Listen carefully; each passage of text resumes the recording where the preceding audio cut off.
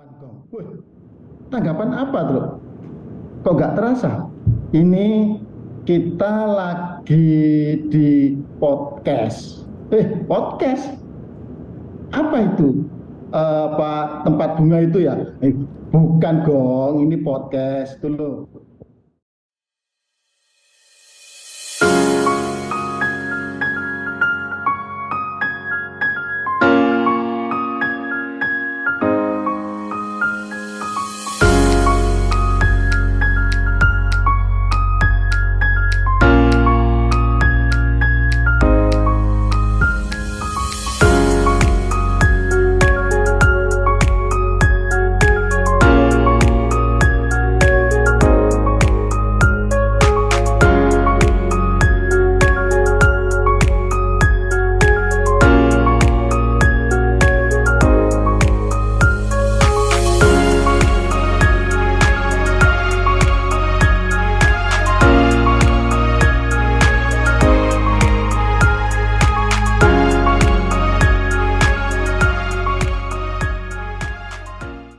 Assalamualaikum warahmatullahi wabarakatuh. Shalom, Om Swastiastu, Namo Buddhaya, Salam Kebajikan, Rahayu. Halo sahabat bahasa, kembali lagi di Siniar Sasambo, edisi KB NTB Menjawab. Dimana dalam edisi ini kita akan mendiskusikan hal-hal terkait bahasa dan sastra dan berusaha menjawab pertanyaan-pertanyaan terkait kebahasaan dan kesastraan yang sudah ditanyakan oleh sahabat bahasa. Begitu pula pada hari ini kita akan berbincang-bincang lebih khusus terkait kesastraan, yakni sastra pertunjukan yang sangat terkenal di Indonesia, khas Indonesia, yakni wayang. Sebelumnya kita sudah pernah berbincang-bincang dengan Bapak Abdul Latif Apriaman atau Mami lalu Abdul Latif Apriaman terkait wayang Sasak.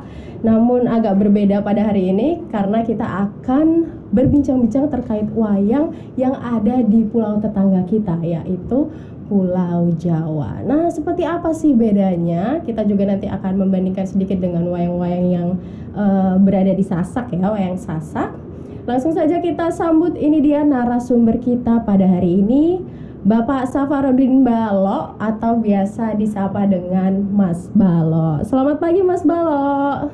Pagi, Assalamualaikum. Waalaikumsalam. Gimana nih Mas kabarnya pagi ini? Alhamdulillah. Nah, sobat bahasa, itu tadi tayangan Siniar Sasambo edisi kali ini. Gimana? Seru kan? Nah, maka dari itu sahabat bahasa jangan lupa untuk berlangganan kanal YouTube Kantor Bahasa Nusa Tenggara Barat. Sukai video yang kamu pilih, berikan komentar dan nyalakan lonceng pemberitahuan supaya kamu tidak ketinggalan video-video terbaru dari Kantor Bahasa Nusa Tenggara Barat. Tadi video-video yang kamu saksikan juga kamu dengarkan dan saksikan melalui SoundCloud dan Spotify Siniar Sasambo. Jangan sampai terlewat ya. Dah. Di Jawa Timur. Tapi Mas Balo ini selain sebagai staf, luar biasanya juga pegiat dalam tradisi-tradisi kebudayaan gitu ya Mas ya. Terutama wayang gitu ya Mas. Oke. Sekarang berarti Mas Balo nih di mana nih Mas? Di kantor? Saya ini di kantor. Nah, ini saya sama ini Petro sama Bagong. Waduh, udah bawa temen nih. Cuma temen nih. saya sendirian. Iya, ini Kang sini. Iya lucu banget. Tapi biasanya dialognya untuk prolognya gini. Oh, gimana? Gong. Iya, Truk. Apa, Truk? Ini sekarang kita tanggapan, Gong. Wih, tanggapan apa, Truk? Kok nggak terasa? Ini kita lagi di podcast. Podcast? Apa itu? Apa tempat bunga itu ya? Bukan Gong, ini podcast itu loh. Orang yang omong-omongan, yang bicarakan budaya, bahasa, terus ya ngomong wayang juga. Ini kita di podcastnya Kantor Bahasa Provinsi Nusa Tenggara Barat. Wih, jauh itu. Ya, tapi walaupun jauh, karena podcast kita Zoom terasa dekat. Wih, itu banyak kenangan loh itu yang saya di kantor bahasa NTB itu. Masa Gong? Masa? Iya. Itu banyak cerita-cerita tentang Panji juga. Terus, kamu tahu tentang Panji?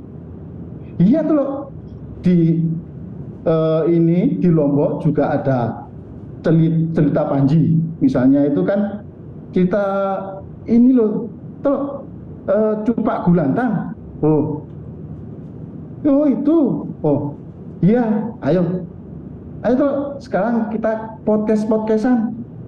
Ayo Gong, kita ngomongnya Panji, wayang Bojima, wis cerita-cerita di NTB juga. Ayo tuh. Nah gitu. Waduh, luar biasa. Pembukaan yang menarik dan baru banget nih Mas di Siniar Sasambo. Sebelumnya belum pernah ada pembukaan semacam ini. Luar biasa. Terima kasih ya Mas Balo atas pembukaannya. Makasih. Ini dibuka aja. Kenapa? Udah itu aja. Udah itu aja. Siap Mas. Itu tadi Petro dan Bagong. Petro dan Bagong dalam versi Bojima ya Mas ya? Versi Bojima. Boneka Panji Malangan. Nah, apa sih Mas sebenarnya Bojima itu, mungkin bisa dijelaskan sedikit? Kalau Bojima itu kan artinya boneka Panji Malangan. Dan itu saya terinspirasi oleh wayang Potehi atau wayang Titi. Ya, Tionghoa itu. Ya. Tionghoa yang pakai tangan juga, seperti itu. Terus saya berpikir ini kan untuk tanggapan atau pertunjukan wayang topeng Malangan itu kan mahal. Baik, bagaimana saya pertunjukan itu murah, bisa dilakukan 1 atau 2 orang. Biasanya saya sendiri aja yang lakukan. Kalau ada musiknya, ya boleh ada musik ini nanti ada selingannya seperti itu. Karena itu saya berpikir ini lebih baik ini pakai Bojima aja. Seperti jadi topengnya asli yang wayang Malangan itu segini. Nah, segini itu kan dipakai orang ya Mas ya? Berarti orang gitu. Ya, seperti wayang orang. Kalau wayang orang kan nggak pakai topeng. Nah, seperti ini kan tak copotin dulu. Nah, makanya kan gini, lepas. Nah, gini kan? Gini. Ini makanya. Terus saya perkecil seperti boneka. Nah, ini memang ya agak ribet kalau nggak ada asistennya. Tetap nggak bisa sendiri ya Mas ya? Ya bisa sendiri sih, tapi sambil ngomong-ngomong gini, balikan ke sana gini, seperti ini. Nah, wah, itu siapa ini, Mas? Ini Panji Asmoro Bangun. Panji Asmoro Bangun. Panji Asmoro Bangun. Ini Panji Asmoro Bangun. Nah ini kan saya pakai ini. Ini topengnya segini, kan? Ukurannya kan ukuran untuk orang satu wajah. Nah ini saya bikin kecil seperti ini, boneka. Jadi seperti boneka. Seperti boneka. Ya. Terus kalau pakaiannya saya belajar di Teater Noh. Tapi lewat YouTube. Teater Noh kan Jepang. Pakai kimono, pakai ini kan, seperti ini kan. Oke, jadi ada akulturasi budaya gitu ya Mas? Ya,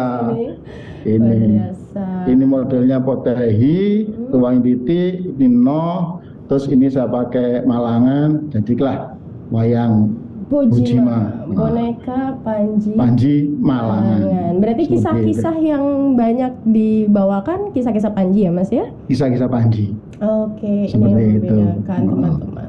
Kalau wayang biasanya menggunakan epos-epos dari India seperti Mahabharata, kemudian Ramayana begitu ya. Yang berbeda di sini ceritanya, napasnya itu kebanyakan menggunakan kisah-kisah Panji gitu, Panji Malangan. Dan ini sebenarnya adalah versi versi mini gitu ya dari wayang topeng Malangan versi boneka. Versi boneka juga dan bisa diperankan oleh satu orang tadi. Ini luar biasa. Wah, kenapa sih Mas kemudian terinspirasi untuk membuat ini? Maksudnya apa yang begitu menarik dari topeng Malangan itu sehingga Mas berpikir untuk membuat versi yang lebih mudah untuk dipertunjukkan begitu? Apa yang menarik dari kisah-kisah yang dibawakan di topeng Malangan biasanya? Ini kan saya ini membuat karena untuk menyampaikan cerita Panji.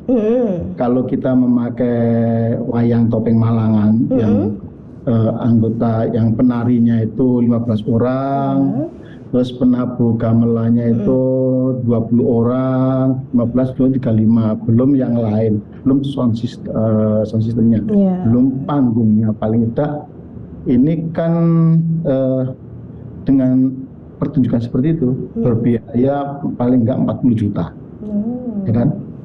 Kalau kita menyampaikan cerita Panji secara pertunjukan dengan wayang Bojima seperti ini, ya sederhana lah, apa itu nggak pakai biaya besar seperti itu. Nah, dengan ini bercerita ini kita bisa menyampaikan ini cerita-cerita kisah Panji. Baik, baik. Kemudian mengapa kisah Panji ini menurut Mas Balo gitu ya penting untuk diceritakan kembali atau dilestarikan? Apakah relevansinya dengan kisah-kisah zaman sekarang gitu ya Mas ya, kisah-kisah Panji ini? Dan memang kisah Panji ini nih dari Jawa, maksudnya memang tradisional dari Indonesia asli gitu ya Mas ya, tidak mendapat pengaruhan dari daerah-daerah lain, tidak seperti Mahabharata tadi gitu. Nah, apa sih yang spesial dari kisah-kisah Panji ini? Sebenarnya kalau kisah Panji ya, untuk khususnya yaitu tentang Panjasmarabangun dari Sekartaji itu kan memang berlatar belakang dari kerajaan Daha dan Jenggala. Jenggala atau Kauripan itu kan di daerah Malang. Iya betul. Terus untuk Daha itu kan Kediri, seperti itu. Misalnya kan ada juga cerita latar lain, yaitu Ngurawan seperti di Ponorogo, Palembang itu juga ada di situ. Itu sebenarnya munculnya cerita Panji ya di ini kerajaan Singasari. Terus zamannya Majapahit juga memulai itu. Cuma Majapahit ya Singasari dulu sih, Singasari dan Daha itu latar belakangnya seperti itu. Dan ini cerita Panji ini tidak hanya di Jawa. Kita ngomong persebarannya dulu ya. Sebelum ngomong Panji itu siapa. Ini kan di Jawa. Terus di apa itu sampai di Kepulauan Jawa juga ada, Sumatera ada, sampai ke Thailand. Wah. Thailand itu dengan cerita Inu. Ya, jadi Panji itu namanya jadi Inu gitu? Iya, iya. Sebenarnya kan kalau dari segi bahasa Inu juga Panji, juga pangeran. Katanya temanku, Inu itu artinya apa? Inu itu ya itu pangeran, seperti itu. Inu, ternyata seperti itu. Juga di Bali, di Lombok juga ada. Di Lombok juga ada tentu saja. Lombok itu yang sampai sekarang ada kan cerita Cupak Gerantang atau Gurantang. Nah itu. Sebenarnya kalau Cupak Gurantang itu memang kalau di Panji di topeng Malangan itu kemungkinan ini. Tapi kalau ini ngadopsi ini sih. Tapi kalau coba sana kan ini agak ini abdi-abdi banget itu loh. Misalnya mulutnya apa itu kayak sumbing apa itu seperti itu. Dan ini Gurantangnya ini sebenarnya mulai dari situ seperti itu. Kalau kan ceritanya kan sama kerajaan Daha. Kerajaan Daha dari ini gitu. Makanya kayak gitu. Iya.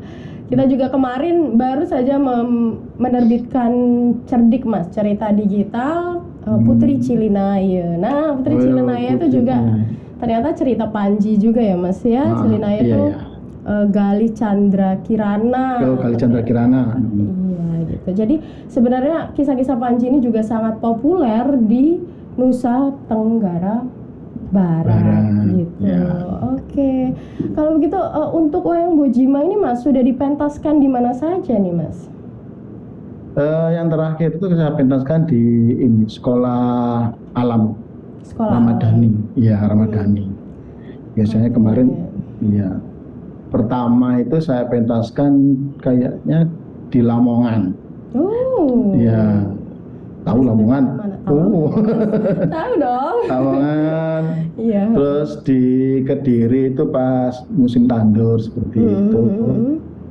Terus di warung Merah Putih, warung Joglo Merah Putih juga pernah seperti itu. Oh, itu Mas pentaskan sendiri ya? Saya sendirian. Saya sendirian. Oh. Lebih enak.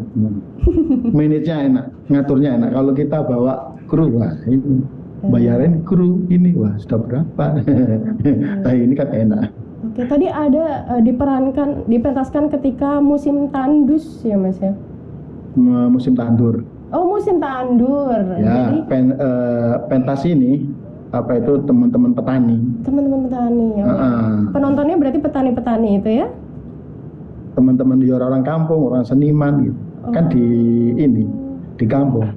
Ih, luar biasa. Di kampung kan ya teman-teman petani ini semuanya ada. Oke, sebenarnya tujuannya apa sih Mas? Tujuan Mas Balo mementaskan ini ke tempat-tempat seperti itu gitu ya, ketika musim tandur mungkin memang sedang banyak gitu ya orang-orang yang berkumpul kemudian mementaskan saja gitu, atau ada tujuan-tujuan khusus sebenarnya?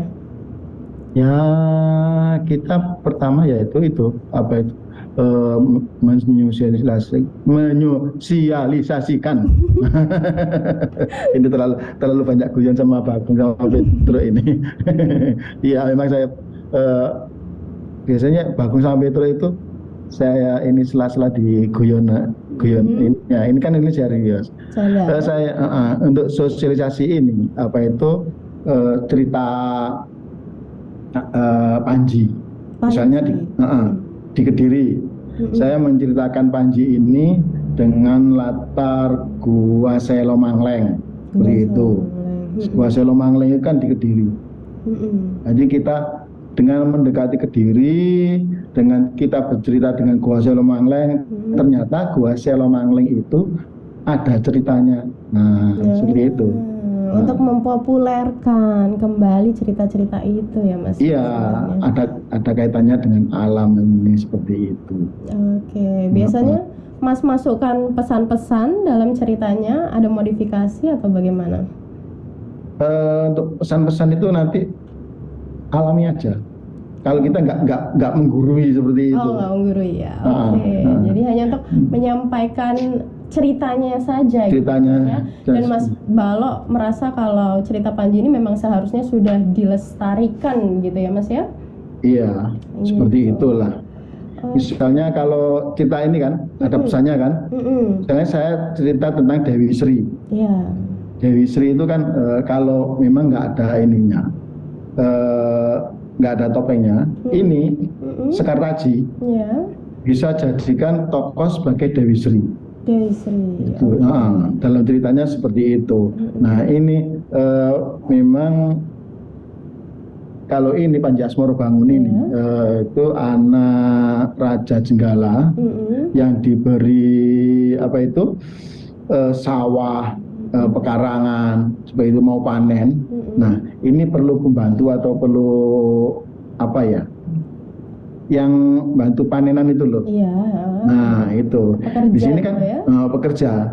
Ini dari sini tahu kalau ini butuh membutuhkan seseorang untuk membantu manen itu sendiri. Nah ini datang, di tengah ini hutan, dia ketemu dengan babi. Namanya kalau di bawahnya Kolos Renggi.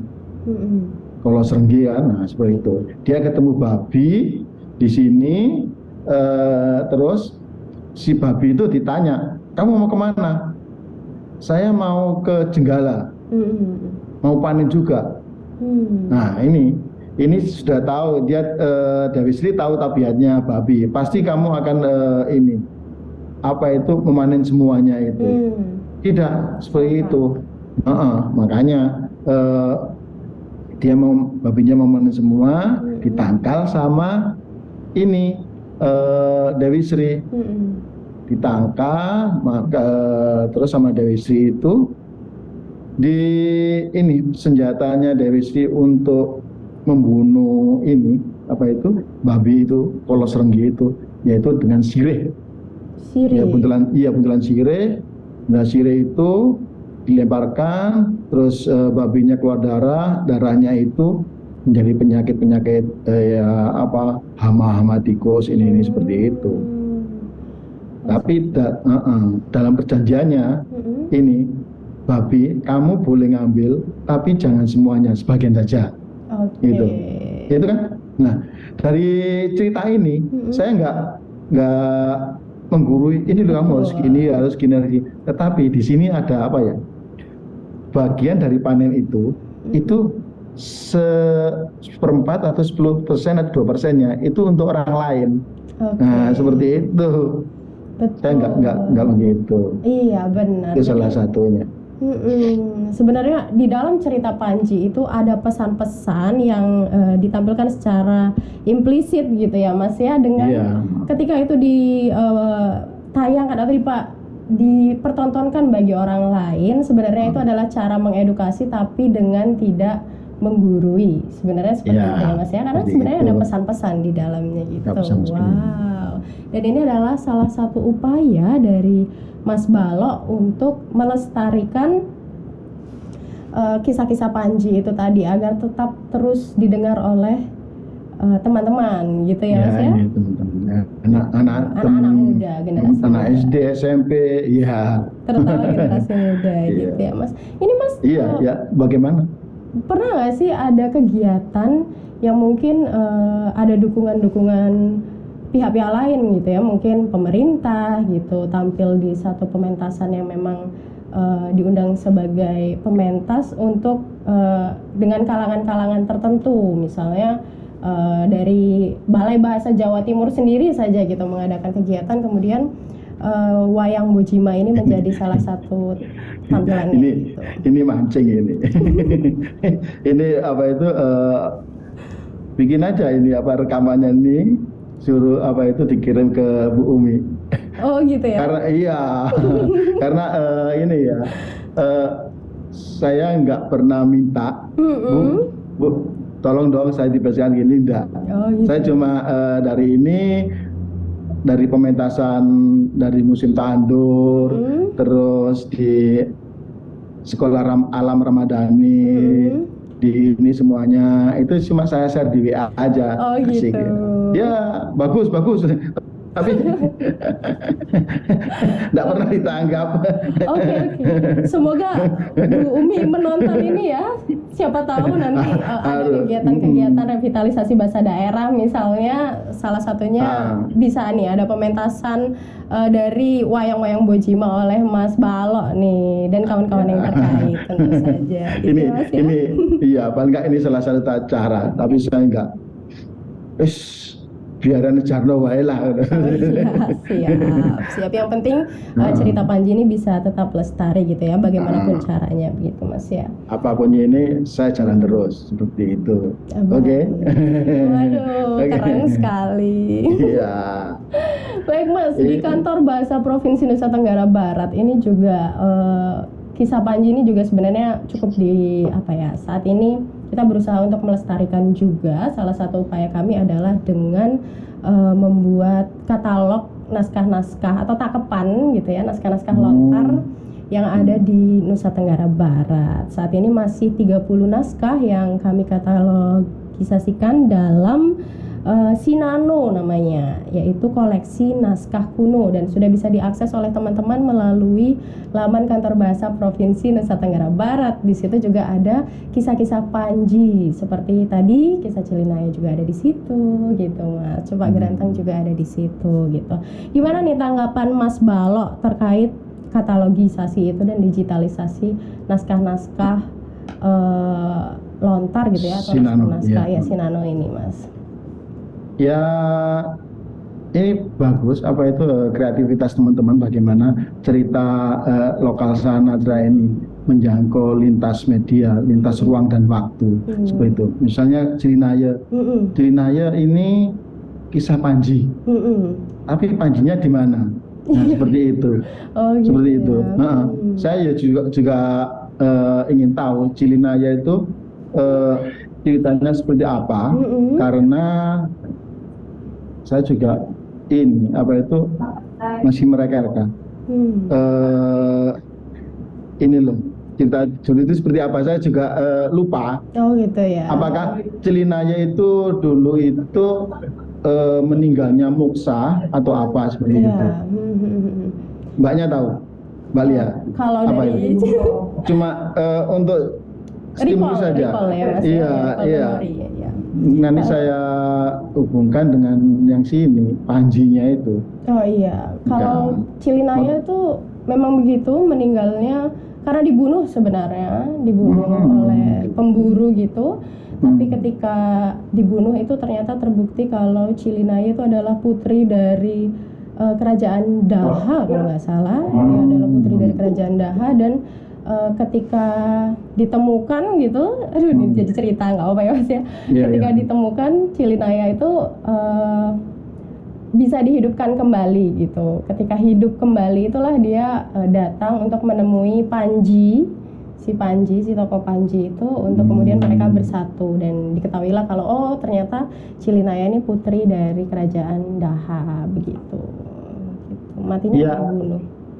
Ini kayaknya seperti persis cerita Panjireni. Panjireni, oh. Panjireni, Reni yaitu Panjireni. Panjireni itu yaitu dari Daha. Ya dari Daha, kayaknya dia anaknya Pate. Pate ya. Itu cinta pertama si ini Panji Asmorobangun. Nah, cinta pertama Panji Asmorobangun karena Pate.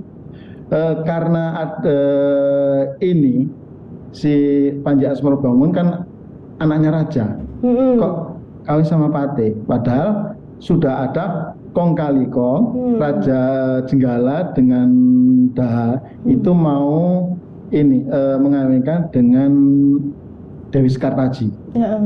Nah, terus si ini bagaimana menghilangkan atau jejak si Reni ini, Panjireni ini, agar si Sekartaji bisa bersama ini Panji Asmorobangun. Makanya si Panjireni ini disuruh ke hutan, disuruh ke hutan, dia disuruh minum air tuba apa gitu. Dengan minum itu dia akan mati. Ya, dengan matinya ini si Panjireni itu, Panjireni kan cewek sebenarnya, namanya Panji. Seingat saya loh ya cerita itu Panjireni, Kang, Mas, Panji Asmorobangun ini jika saya mati di bulan purnama seperti itu dan saya menghilang. Nah seperti itu. Memang dia benar-benar menghilang. Ketika Panji ke sana, tahu dia mati, terus Muksa hilang. Nah, terus cerita selanjutnya, si ini Panji Asmorobangun itu nikah atau kawin sama Dewi Sekartaji. Nah, makanya dengan itu setiap Panji Asmorobangun ini melihat ini Sekartaji, dia seperti melihat Panjireni. Dia melihat seperti bulan.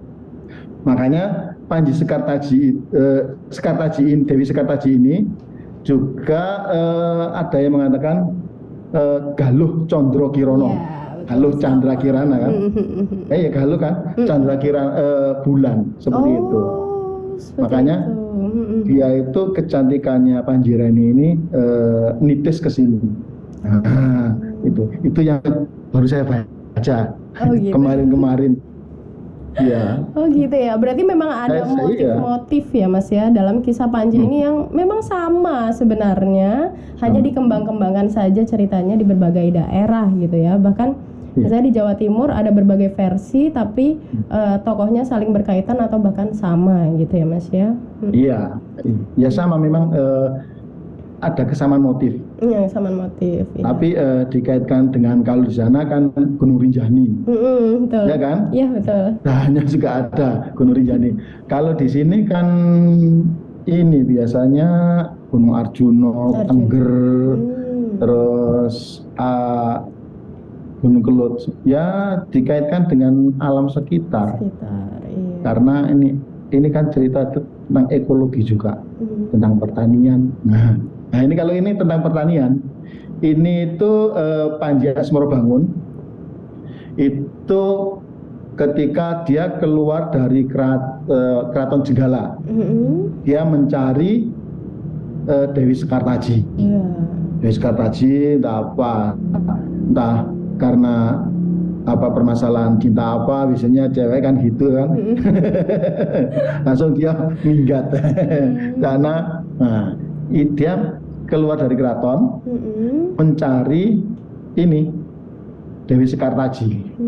Cari Sekartaji karena dia biar nggak ketahuan Dewi Sekartaji dan masyarakat Kalayak, dia berubah menjadi manusia biasa, menjadi entit. Nah, cerita entit itu loh. Entit ini pintar, entit itu. Dia pintar pertanian, terus pintar tentang musim, tentang ini. Makanya apapun yang dikerjakan entit itu subur. Seperti itu. Makanya dengan keterampilannya si entit, walaupun si entit itu paling enggak ini mungkin ini bisa jadi entit. Nah, ini jadi entit. Nah, walaupun terus si Sekartaji tahu di sana loh banyak tanamannya enak, lebih alami, nggak ada pupuknya ini kan. Nah, itu dia nyamperin si entit, menginginkan tumbuh-tumbuhan itu ini. Kamu boleh ngambil semuanya. Saya pun boleh kamu ambil. Nah, seperti itu. Makanya dia perkenalan gini-gini ini kok ada rasa seperti baunya sama, ininya sama, tabiatnya sama. Lama-lama terbongkar ini. Nah, terbongkar, berubahlah si entit tadi menjadi Asmorobangun seperti ini. Nah, ini ketemu lagi. Penyamaran namanya. Tapi penyamarannya itu dengan asik gitu loh, dengan ilmu pertaniannya, ilmu tentang musim, tentang irigasi seperti itu. Nah, di sini kan ekologinya di situ. Kita harus pandai. Nah, pertanian itu tenang ada musimnya, pemupukan, terus tentang irigasi. Secara nggak langsung, bukan menggurui ya, secara nggak langsung. Tapi ada ilmu-ilmunya gitu ya. Iya, pertanian seperti ini. Itulah salah satu yang ada kearifan lokalnya, ada cerita Panji itu sendiri. Dalam cerita Panji, wow, luar biasa. Ya. Jadi bisa mengajarkan dengan cara-cara yang menyenangkan. Gitu ya Mas ya. Baik Mas Balo, terima kasih untuk bincang-bincang singkatnya pada hari ini. Ini mohon maaf sekali ya Mas ya, menyita waktunya di hari Rabu yang seharusnya hari kerja, tapi Mas Balo bersedia untuk menyediakan waktunya, meluangkan waktunya untuk berbincang-bincang terkait kisah-kisah Panji yang sangat menyenangkan tadi. Ini kerja saya ya gini ini. Gitu ya kerjanya. Iya, termasuk kerja saya. Ini termasuk kerja saya karena nggak kerjaan ya kerjanya gini. Oh gitu. Nggak enak lah ya. Makanya ini kerja saya. Kerjanya apa? Ya kerjanya ya ini gitu loh. Iya, ini kerja tentu saja karena mengedukasi teman-teman, sahabat bahasa di rumah semua untuk mengetahui lebih jauh terkait kebudayaan-kebudayaan, karya sastra yang ada di Indonesia. Khususnya tadi kalau kisah Panji memang tersebar di mana-mana, tapi tadi yang lebih banyak dibicarakan mungkin kisah Panji yang dikenal di Jawa Timur gitu ya Mas ya? Iya. Dan tadi sudah bisa dirangkum bagaimana kisah Panji ini bisa menawarkan gitu ya berbagai kearifan lokal khususnya terkait ekologi atau lingkungan di dalamnya. Jadi sekaligus bisa melakukan penyuluhan juga melalui kesastraan ini terkait. Sastra juga. Iya, sastra juga bisa. Tentu saja ini sastra. Ya, ini juga sastra lisan sih. Iya betul, sastra lisan gitu ya. Wah, luar biasa sekali Mas. Semoga suatu saat nanti bisa mementaskan secara langsung ya Bojima ini dibawa ke sini. Di NTB harus itu. Iya harus ya Mas ya. Kembali lagi ke sini nih. Udah lama kan nggak ke sini Mas? Sama reuni. Baik. Ya teluk kita besok reuni teluk di mana? Di ini Kantor Bahasa Nusa Tenggara Barat. Kantor Bahasa Provinsi Nusa Tenggara Barat. Sampai ketemu Petro dan Bagong. Iya. Terima kasih. Terima kasih. Baik, terima kasih banyak Mas Balok. Semoga bisa berbincang-bincang lagi karena masih banyak sekali yang dikerjakan oleh Mas Balok, mulai dari teater juga ya Mas ya. Teater, kemudian dulu Mas Balok juga ketika di Nusa Tenggara Barat ini banyak sekali menulis buku-buku terkait wayang sasak juga ada ya Mas ya? Ada. Tapi sayang sekali. Puisi juga ada. Puisi juga ada dan itu bikin komunitas akar pohon. Setelah itu nih. Dulu tergabung dalam komunitas akar pohon? Itu yang kami yang buat 3 orang tergabung 4 orang. Luar biasa, ternyata Mas Balok juga adalah salah satu pendiri dari Akar Pohon yang selalu mewarnai dunia sastra di Nusa Tenggara Barat ini Mas. Masih sangat eksis sampai sekarang. Alhamdulillah. Semoga Mas Balok bisa segera cepat-cepat ke sini untuk menyebarkan ilmu-ilmu yang dimiliki oleh Mas Balok tentunya gitu. Terima kasih Mas Balok, sampai ketemu dalam kesempatan-kesempatan yang lain. Terima kasih sahabat bahasa yang sudah setia menyaksikan siniar ini sampai akhir. Untuk teman-teman yang menyaksikannya melalui Spotify, mendengarkan melalui Spotify, mungkin bisa beralih ke YouTube juga, karena di YouTube ini sayang sekali kalau visualnya tidak dilihat, karena tadi ada boneka Bojima yang karya dari Mas Balok ini yang sangat lucu ya, dan terinspirasi dari boneka Potehi gitu. Jadi wajib banget untuk sahabat-sahabat bahasa lihat melalui YouTube gitu, nggak cuma di Spotify. Baik sahabat bahasa, terima kasih. Itu tadi bincang-bincang bersama dengan Mas Balok. Sampai ketemu di siniar berikutnya dan dalam edisi berikutnya. Salam literasi.